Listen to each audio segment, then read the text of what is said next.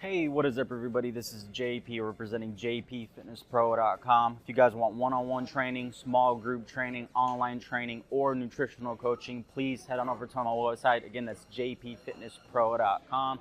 If you guys want protein supplements, TrueNutrition.com has really good plant-based proteins. I really like them. I get my creatine from them. I get all my protein from them. I have a discount code in the description of this video. Again, they're already good prices for TrueNutrition.com. So again, a little bit more off is going to help you that much more. All right, today's video is going to be about isometrics and 2 good reasons why you should use isometrics. And maybe not 2 good reasons why you should use isometrics. Let me word that differently. It'd be 2 good uses of isometrics. There's reasons why I like using them. And the 2 reasons I like using isometrics are 1, to enforce good movement patterns, and 2, so you can feel a muscle, quote unquote. A lot of the times people will say they can't feel a muscle, like for example during lat pull downs. That's a good one. Maybe during like a bicep curl or something like that. Trust me, I've seen people say that during a specific type of curl, might not be a standard curl, but it might be some other form of like a spider curl, something they can't feel it. A good one is triceps. There's certain specific tricep exercises that even I can't do that I can't feel. So again, the 2 reasons, or the 2 ways you can use isometrics are 1, to reinforce good movement patterns.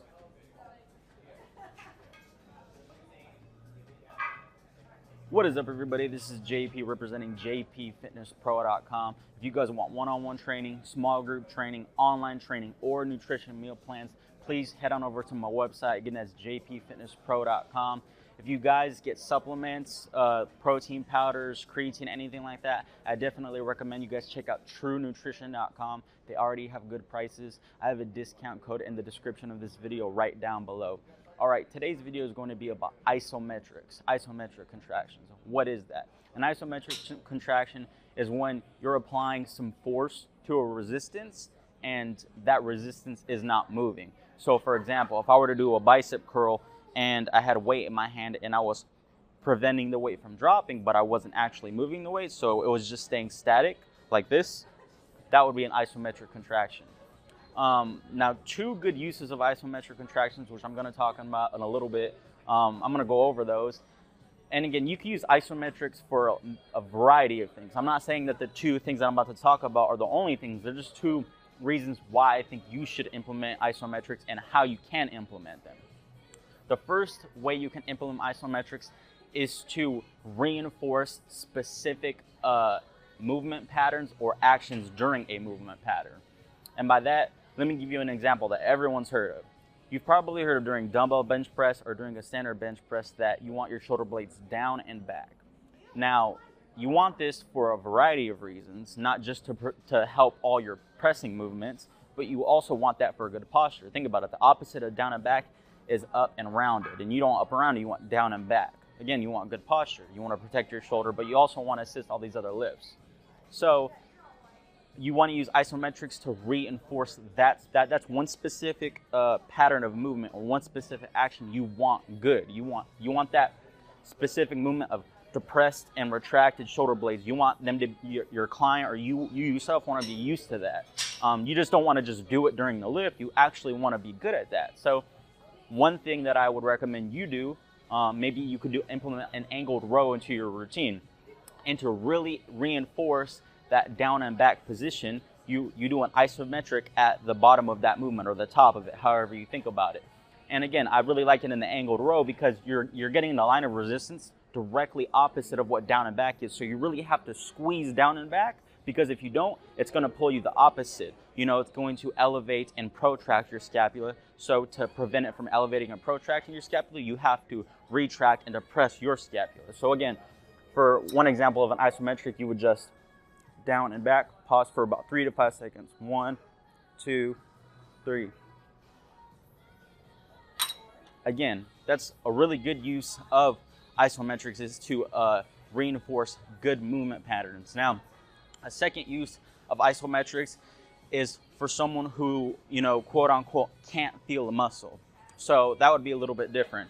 Now, if someone just says, I can't feel it, you may want to take a 3 to 5 second pause at the like peak contraction of that exercise or whatever that is. And this instance, it will be that same position. Let's just say we're not trying to reinforce that down and back position. Let's just say someone says, I never feel my low traps or my rhomboids or that middle part of your back or the bottom part of your scapula. Let's just say you have a client that says you never feel that, or you yourself say you never feel that. Then this video can help trainers and people who just work out. That's another good reason to implement isometrics in that exact scenario. Now, again, you could implement isometrics, again, during single arm lat pull downs. If you're doing, like, for example, right here, if I could just take the same exact thing, you know, to get creative. If I just take the same thing and, you know, and I stand a little bit away, what I can do is pull, squeeze, 1, 2, 3, up. 1, 2, 3. That would be for someone who says they can't feel their lats during back movements.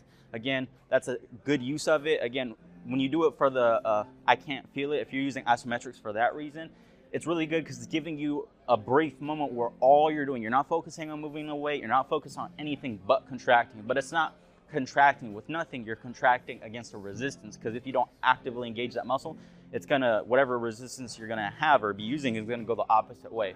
So those are two good reasons I recommend use isometrics. I'll give you one more example just to kind of end the video on a good note if you don't get it. The glute bridge is a very good exercise that I recommend you use this one on. If you know what a glute bridge or a hip thruster, they have different names. Maybe I'll put that in a different video. But for example, if you have tight hip flexors, you know, a glute bridge with an isometric at the top of the glute bridge, it does a lot of things. One, it helps squeeze your glutes so you get used to glute contraction, which a lot of people don't really know how to do.